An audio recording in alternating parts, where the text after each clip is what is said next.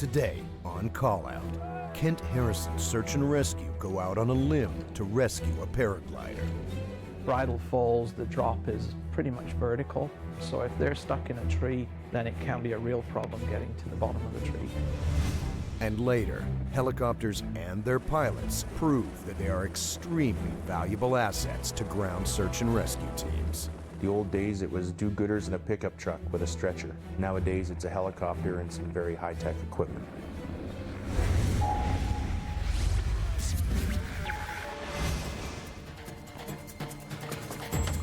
Friday, 7:05 p.m. Kent Harrison SAR is called out to rescue a paraglider who's crashed in the trees near Bridle Falls, a popular recreation site near Harrison Hot Springs, 130 kilometers east of Vancouver. We received a call that an individual was stuck in a tree above Bridle Falls. Quite a common place for them to be, but we didn't have much more information at that point. On a good day at Bridle Falls, there's often dozens of paragliding enthusiasts soaring high around the steep mountain bluffs.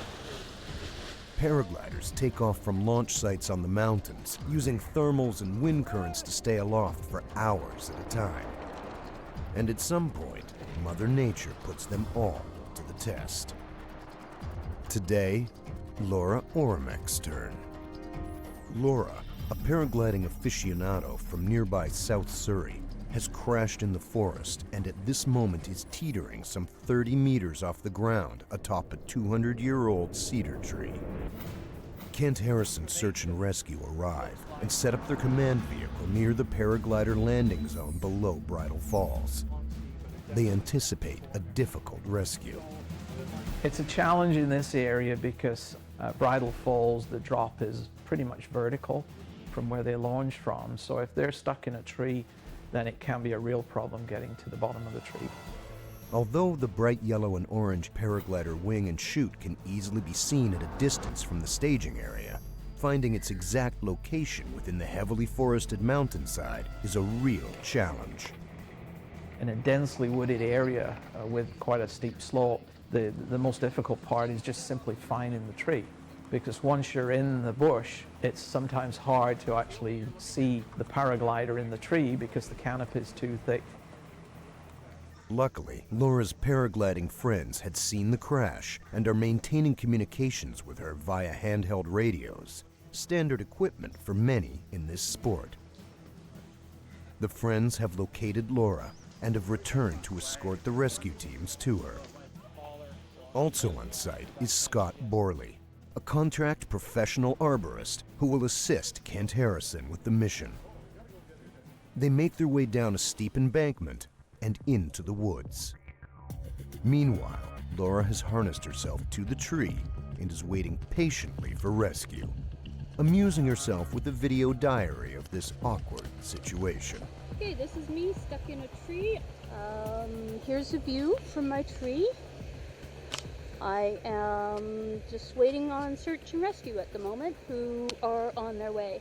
It is right now 20 after 7. It'll be getting dark soon, so this could get very interesting. While Laura can make light of the situation now, just hours before she was very nearly killed. She had maneuvered her paraglider onto the wrong side of a ridge and was hit hard by a downdraft. I got about 50-60% collapse on my wing. And I started to spin, and the next thing I know, the wing was right down in front of me. Losing altitude fast, Laura pulls the reserve chute to save her life. I had to throw my reserve because I had no choice. I would not have made it out of there. Getting hung up in treetops is a stroke of luck for any paraglider tumbling out of the sky. Crashing through the trees to the ground below is another story, as is the case in this previous rescue. My ankle feels like it's turning out. I need someone to lift up my toes. Lift up his toes, you get a lot of pressure there, guys. Sometimes the wind just throws you off guard, and this could have turned out a lot worse. And we're very, very lucky just to get away with a very light scrape and a bit of a dislocation on the kneecaps. But again, yeah, we're very thankful that this is as mild as it was. BC Ambulance is on site in the woods for this incident. Often they will stand by at the staging area while the SAR team members medevac the subject to them. Going through rough and hazardous terrain requires special training and equipment. Fortunately, a number of BC Ambulance paramedics are also volunteer SAR members.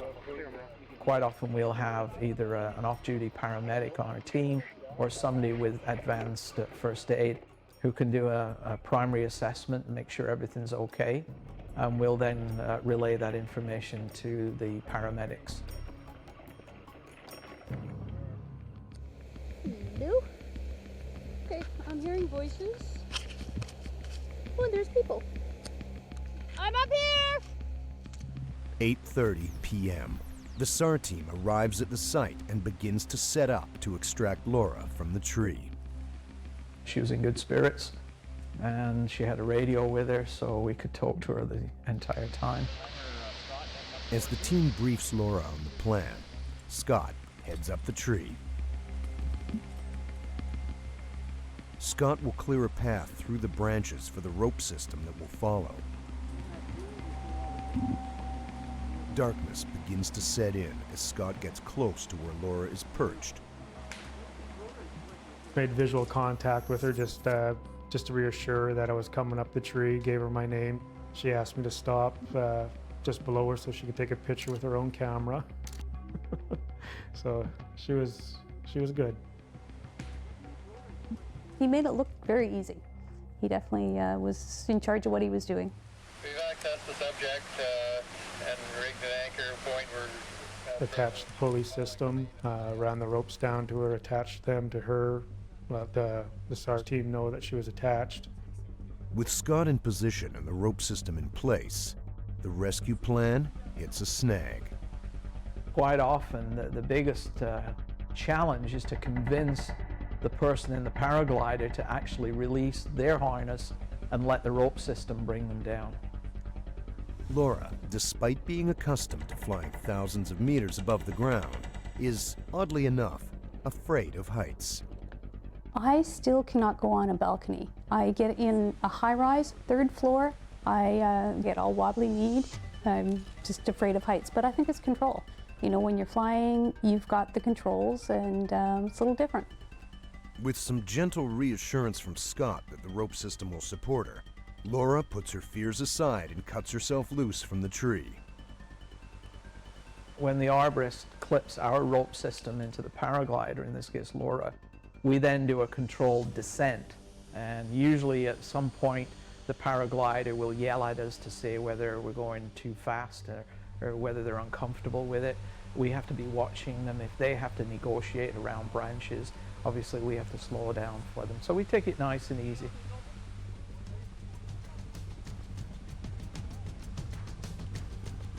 With Laura safely back on the ground, Scott de-rigs the rope rescue system from the top of the tree. He quickly rappels down to where the SAR team is packing up the gear and preparing to hike back up to the road. both our subject and Scott are down at the bottom of the tree and we're taking down everything over.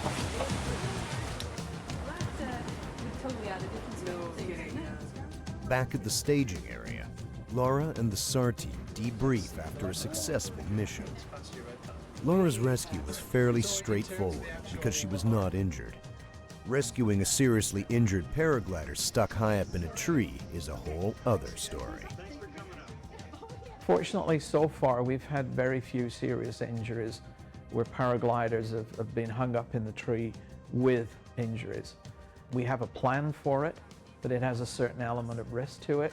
It involves using a long line with what we call a HETS rescue, with a rescuer suspended and basically lowering them into tree canopy and being able to actually secure the subject on the line and evacuate them.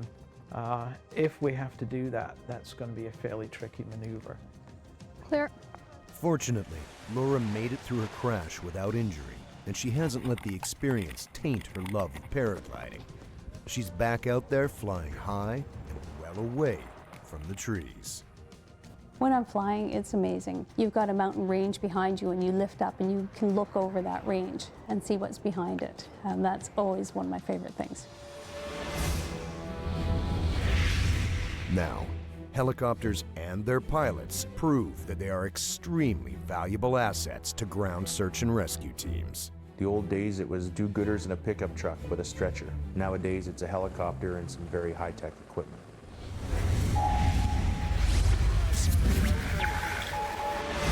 I'll get him.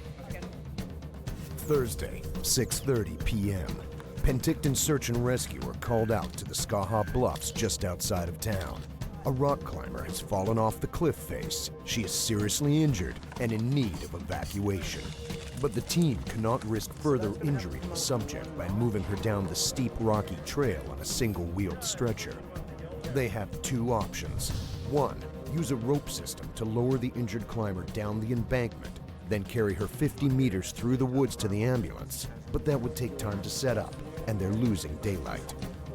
Or the second option, long line the subject out using a helicopter. What would have been a complicated rescue lasting into the night was shortened to a 30-second flight, thanks to a highly experienced SAR team and one of its most effective resources, the helicopter. With speeds up to 250 kilometers per hour and an average range of 700 kilometers, the standard helicopter used in SAR missions is a lightweight, fast, and highly maneuverable tool that is revolutionizing the way rescues are performed. The old days, it was do-gooders in a pickup truck with a stretcher. Nowadays, it's a helicopter and some very high-tech equipment. Do hover exit down where they are. Rescue by helicopter is becoming increasingly common, especially in British Columbia, where an ever-growing number of people are getting lost in the backcountry. When this happens, helicopters often provide the quickest, if not the only means of getting there. It's a great tool in BC. It's made for it, and it just gives way more accessibility for the volunteers. Peter Murray is a commercial pilot with a lifelong passion for flying. He owns and operates Vancouver-based Talon helicopters, whose clients include such industries as telecommunications, land surveying, firefighting, and film and TV. But Peter's most important role to date may be his involvement with search and rescue. For the past 20 years, Peter has volunteered both his time and fleet for training and has answered countless call-outs for a number of SAR teams in British Columbia, including North Shore, Lions Bay, Chilliwack, Coquitlam, Ridge Meadows, Whistler, and Squamish. It's paid work, but keeping helicopters available for search and rescue is not an easy task. A quick response can save somebody's life. So we keep our aircraft ready to go for search and rescue. We make sure that we maintain availability. We answer the phone. Canada's National Search and Rescue Secretariat has recently presented Peter with the prestigious Leadership Award for his outstanding contribution to search and rescue. This has been a lifelong passion of his. It goes beyond just being a commercial helicopter pilot. I mean, this whole company, it's all built up to be able to serve the community in that capacity, specifically for search and rescue. Really, to me, the star of the show are the people that leave their home at 11 o'clock at night, are slogging around in these mountains in the sleet and the rain and slippery slopes just to try and help somebody out. They're really doing the dramatic stuff out there, really, every single one of them. Nonetheless, the life-saving work won't take place unless a helicopter pilot is first able to get rescuers safely on the ground. The first thing is to land. Can we land safely nearby? And the patient or the subject be brought up to the helicopter and put on board. So that would be the first case scenario, would be to land. If the terrain is too steep, the ground too uneven, or the clearing too narrow to land and drop passengers off, the pilot will opt for a hover exit. A hover entry or a hover exit is when the aircraft is actually flying and above the ground. When people climb onto the aircraft in hover entry, as their weight goes in there, the aircraft wants to tilt. So the pilot has to counteract that. As well, the weight coming in wants to sink the aircraft because it needs more power, more lift. So really what makes it safer is we train with the volunteer teams and we teach them to do that weight transfer And that's really the key, is that transfer of weight from the ground to the aircraft is a smooth transition. Getting in or out of a helicopter while it's hovering just above the ground can be tricky. The SAR teams must move smoothly and swiftly to limit the hovering time so close to hazards. It's an extremely delicate procedure. The intense rotor wash and engine noise can be very unnerving. You need a really strong relationship with a helicopter company and the pilot to be able to do this sort of thing just off the cuff. Training is also critical for the pilot, who must keep the machine steady and not allow himself to be distracted by what the rescuers are doing. Their lives are in his hands. My job is to keep the aircraft right here. Not how much fuel I've got, not anything else. It's to keep it here. Because if I lose track of that concentration and we drift and the main rotor hits something, it's now a rescue of us and the aircraft in addition to the original task that we went out on. Sometimes, steep slopes or obstacles will prevent the helicopter from hovering close to the ground for the exit. In these cases, SAR members will hang from the skids and then gradually release. An exit from this height can be extremely dangerous. Especially a guy my size. I mean, I can grab onto that helicopter where it's hovering and just flip it. You have to be very careful about weight transfer. You have to be very on the ball.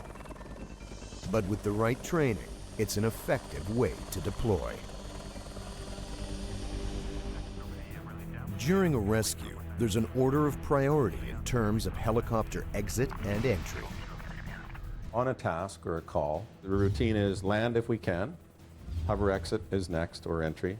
And then if it's in a spot where it would take the ground crews too long to get to, in and out of, or the subject is injured too much that they don't think they can pull them out of there, HETS is a great tool.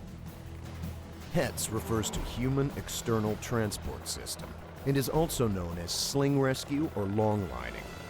HETS is a relatively new practice used to quickly extricate injured subjects from challenging situations that may otherwise require elaborate rope systems and a lot of manpower. It's a simple setup that can be rigged in a matter of minutes. Good. Okay. Lock. When evacuating a subject, a minimum of 4 rescuers is required: the pilot, a spotter, an attendant, and a landing zone coordinator. HETS is especially well suited for BC's tall, dense forests. Our typical lines here is a 230-foot line. So we lift off and we can then insert that rescuer or 2 rescuers down into where the subject is and let them deal with the subject. If they need to put in a stretcher, we can fly them up with a stretcher. A HETS rescue often requires that the attendant hang from the line at heights and speeds that can test one's nerve. So complete confidence in the system through regular training and practical experience is essential. To remain qualified, HETS technicians must recertify every year. They are tested on each phase of the setup and perform simulated rescue flights to maintain their operational status. The attendant will generally use a radio headset attached to their helmet to communicate with the pilot and spotter on board the helicopter. Standardized arm movements and hand signals are employed as a backup or when radios cannot be used, such as during a water-related HETS mission. Anywhere release works okay. The rigging is checked and double-checked by various team members. An improperly rigged HETS system can have disastrous consequences. On the rare occasion that a problem does arise and an emergency with the HETS system occurs, the spotter is responsible for releasing the load. If it's something where the line gets hooked and they're in a tree, we would ask them to secure themselves to the tree. So then we maneuver the aircraft to the side. We may have them release that line from themselves as well, so they don't get dragged with it. And we would just ask the spotter to release the belly band, then the pilot would jettison the load on the belly hook. To avoid getting into such a scenario, SAR helicopter pilots must know their own limits and make the call to stand down. Sometimes it's simply too dangerous. Right there. Yeah, it's pretty dark up there. A great deal of rescues we head out on seem to happen near the end of the day and quite often in poor weather. So you build a confidence and a technique and an understanding your own capabilities, that you don't exceed those, and either you don't go or you go slow and steady with your aircraft movements and just work that load to where it needs to be. Personally, I find it very challenging because you're using all of your skill, all of your experience, really feeling the aircraft. And when they all kind of piece together and it goes well, you feel good. It's a great reward, you know, to do this kind of work.